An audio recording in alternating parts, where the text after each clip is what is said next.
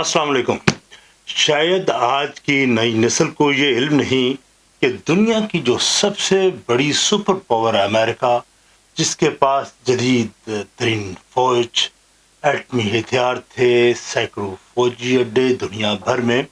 اور بے مثال معاشی طاقت، ایسی طاقت جو آئی ایم ایف اور ورلڈ بینک کے ذریعے جس بھی ریاست کو چاہے گھٹنوں کے بل اپنی مرضی سے بٹھا دے، اور اچانک ایسے بحران میں پھر پھنس گئی کہ جہاں وہ اپنے ہی شہریوں کو دشمن کے قبضے سے آزاد کروانے میں ناکام رہے۔ ایران کا سیاسی انقلاب 11 فروری 1979 میں ہوا اور شہنشاہیت کے سارے ستون پھر گرتے چلے گئے، لیکن اس انقلاب کو لانے میں ایرانی عوام نے قربانیوں کی لازوال داستانیں رقم کی۔ جہاں سڑکوں پر احتجاج کرنے والوں کو ٹینکوں سے کچل دیا گیا، ان کو کلاشنکوف اور مشین گنوں کے برسٹ مار کے ان کے سینوں کو چھلنی کیا گیا، اور نوجوان جسم خون میں لت پت سڑکوں پر تڑپ رہے تھے، اور ایران کی عوام شہنشاہ ایران کے اس ظلم کو امریکن عشیرباد قرار دے رہے تھے۔ اس لیے امریکہ عوام کی ایرانی عوام کی نفرت کا ہدف بھی ٹھہرا، اور مرگ بر امریکہ کے نعرے ایران کی فضاؤں میں گونجتے تھے۔ امریکہ نے جلا وطن سابق شہنشاہ رضا شاہ پہلوی کو امریکہ علاج کی اجازت دی، تو پھر 4 نومبر 1979 کو دنیا نے ایسا منظر دیکھا جو شاید اس سے پہلے نہیں دیکھا تھا، اور نہ ہی پوری دنیا کی تاریخ میں ایسا واقعہ رونما ہوا تھا۔ ایران کے نوجوان بفر گئے، اور طیش میں آ کر اسلامی انقلاب کے بعد تہران میں واقع امریکی سفارت خانے پر انقلابی طلباء نے قبضہ کر لیا، اور وہاں موجود 66 امریکی شہریوں کو یرغمال بنا دیا۔ بعد ازاں کچھ چند افراد کو رہا بھی کر دیا، لیکن 52 امریکی سفارتکار اہلکاروں کو پورے 444 دنوں تک قید میں رکھا۔ ابتدا میں امریکن یرغمالیوں کو ایرانی انقلابیوں کے نوجوان انقلابیوں کے غصے کا سامنا بھی کرنا پڑا، اور ایک رپورٹ کے مطابق کہ ان پر کچھ تشدد بھی ہوا، لیکن ان پرتشدد کچھ واقعات کو امریکن میڈیا نے دنیا بھر میں بہت اچھالا اور ایران کو بدنام کرنے کی کوشش کی۔ یہ واقعہ تاریخ میں ایران ہوسٹیج کرائسس کے نام سے آج بھی مشہور ہے۔ اس وقت ایران میں سپریم لیڈر آیت اللہ خمینی تھے، جبکہ امریکہ کے صدر جیمی کارٹر تھے۔ چونکہ ایرانی عوام کا ایک بڑا طبقہ امریکہ کو شہنشاہ ایران کی پشت پناہی اور ایرانی معاملات میں مداخلت کا ذمہ دار براہ راست سمجھتا تھا، اس لیے انقلاب کے بعد امریکہ کے خلاف شدید نفرت بھی پائی جاتی تھی عوام میں۔ لیکن پوری دنیا حیران بھی تھی کہ تمام تر دباؤ، دھمکیوں، اقتصادی پابندیوں کے ایران ان یرغمالیوں کو رہا کرنے پر راضی نہ ہوا، ٹس سے مس نہ ہوا،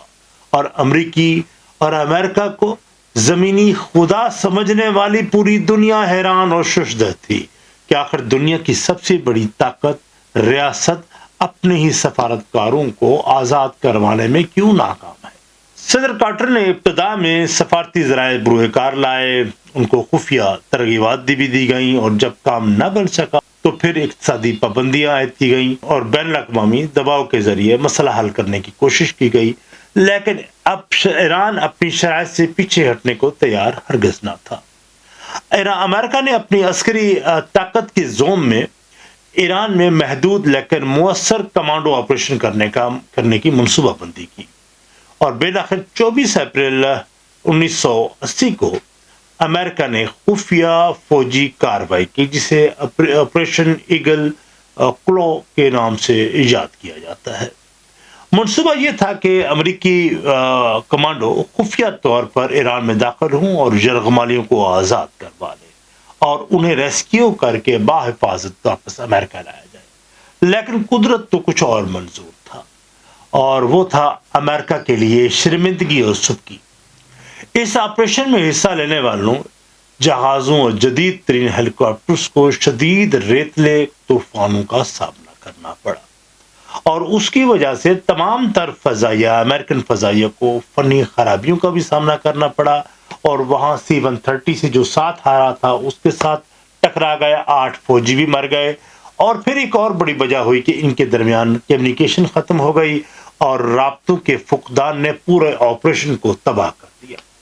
واپسی کے دوران پھر ایک امریکی ہیلی کاپٹر C-130 پہ طیارے سے ٹکرا گیا،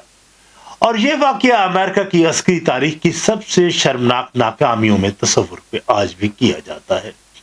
اس ناکامی نے نہ صرف امریکی وقار کو نقصان پہنچایا لیکن بلکہ جمی کارٹر کی سیاسی حیثیت پہ کو ناقابل تلافی شدید سیاسی نقصان پہنچا دیا۔ ایران کی عوام، خصوصاً اس خطے کی عوام نے اس حادثے کو اللہ تعالیٰ کی طرف سے خفیہ نصرت سمجھی اور ان کے حوصلوں میں اضافہ ہوا، اور دوسری طرف یہ تھا کہ امریکہ کی عوام میں یہ تاثر پیدا ہونا شروع ہو گیا کہ ان کی قیادت کمزور ہے، غیر مؤثر ہے۔ لیکن اس بحران کے اثرات صرف یرغمالیوں تک محدود نہ رہے۔ بہت سے مبصرین مورخین کا خیال ہے کہ ایرانی انقلاب نے امریکہ اور اس کے علاقائی اتحادیوں کو سخت تشویش میں مبتلا کر دیا تھا۔ انہیں خوف تھا کہ اگر ایران کا انقلابی ماڈل کامیاب ہو گیا تو مشرق وسطی میں امریکی اثر رسوخ اور اس کے اتحادی خطرے میں پڑ جائیں گے۔ اسی پس منظر نے امریکہ نے بڑی گہری چال چلی، اور ایران کو جو ابھی انقلاب کے ابتدائی ایام میں تھا، عسکری حوالوں سے ابھی مربوط اور مضبوط بھی نہ تھا ایران، تو امریکن CIA نے عراق کے صدر صدام حسین کو اپنے اعتماد میں لے لیا، اور یوں سپٹمبر 1980 میں عراق کے صدر صدام حسین نے امریکہ کے ہی ایما پر ایران پر حملہ کر دیا۔ 8 سال عراق ایران وار کا آغاز ہوا، شروع ہوئی اور 8 سال تک جاری رہی۔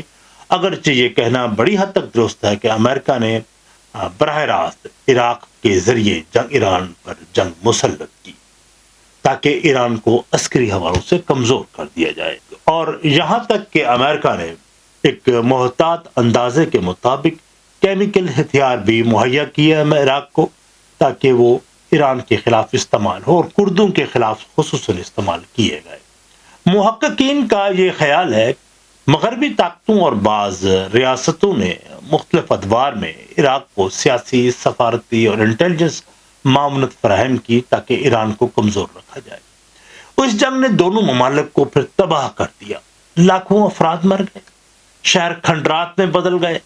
پورا خطہ عدم استحکام کا شکار ہو گیا، اور اس کی قیمت بعد میں صدام حسین رجیب نے بھی بھاری ادا کی، بلکہ اپنی جان کی شکل میں ادا کی۔ اب امریکہ نے یہی سوچا کہ ایران کو صرف صدام حسین کے ذریعے کمزور نہ کیا جائے بلکہ اس کو فکری اور نظریاتی بنیادوں پر بھی کمزور کر دیا جائے۔ تو 1980 کی دہائی میں صرف فوجی جنگ نہیں لڑی جا رہی تھی بلکہ امریکہ نے ایک نظریاتی فرقہ واریت جنگ بھی یہاں جاری کروائی، کیونکہ ایرانی انقلاب کے بعد بہت عرصے بعد شیعہ کو سیاسی شناخت مل گئی تھی، اور اس کے رد عمل میں بعض خلیجی ریاستوں نے مذہبی اداروں اور تنظیموں کی براہ راست سرپرستی شروع کر دی اور اس سرپرستی میں اضافہ کیا۔ پاکستان، افغانستان، خلیجی ممالک میں فرقہ واریت تنظیمیں زیادہ منظم ہوئی، اور آپ کو یاد ہوگا کہ اس دور میں انجمن سپاہی صحابہ جیسی تنظیمیں پنجاب میں خیبر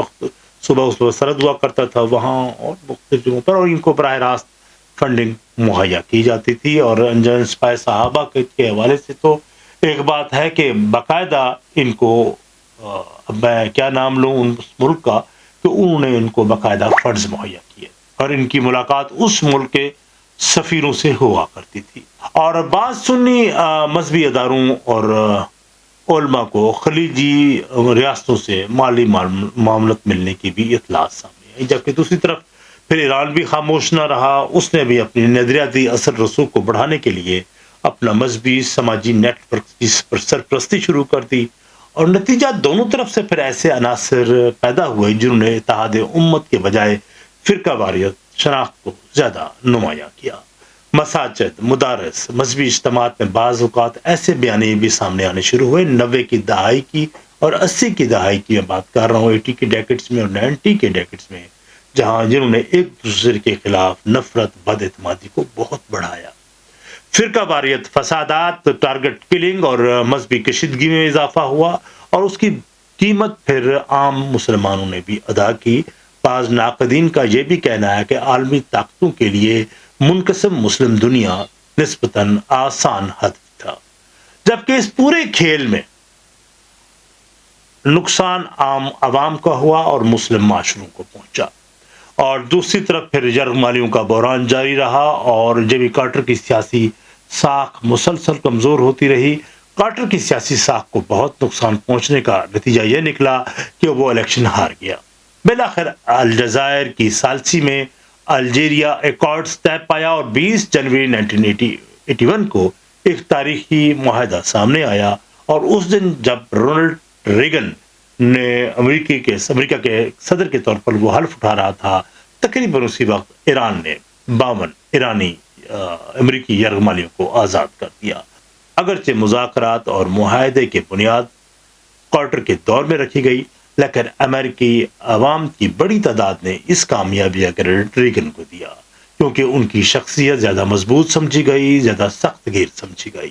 یہ تاثر عام ہوا کہ ایران نئی امریکی قیادت کے ساتھ تصادم سے بچنا چاہتا ہے، اور یہی وجہ ہے کہ ریگن امریکی تاریخ میں طاقت اور اعتماد کی بحالی کی علامت بن گیا۔ اور آج جب ہم ڈونلڈ ٹرمپ کی ایران کے بارے میں سخت پالیسیوں کا ذکر کرتے ہیں تو کارٹر اور ریگن کے ادوار کے موازنہ کیا جاتا ہے، تو کارٹر نے مذاکرات، تحمل اور سفارتکاری کو ترجیح دی، ریگن نے طاقتور امریکی امیج کو بحال کیا، جبکہ ٹرمپ کا موقف یہ رہا کہ دشمن پر مسلسل دباؤ میں رکھا جائے تاکہ وہ امریکہ کے مفادات کے خلاف قدم اٹھانے کی ہمت نہ کرے۔ تاہم ایران ہاسٹیج کرائسس کی پوری داستان ایک اہم سبق یہ دیتی ہے کہ صرف فوجی طاقت ہی سب کچھ نہیں ہوتی، دنیا کی سب سے طاقتور ریاست بھی غلط منصوبہ بندی،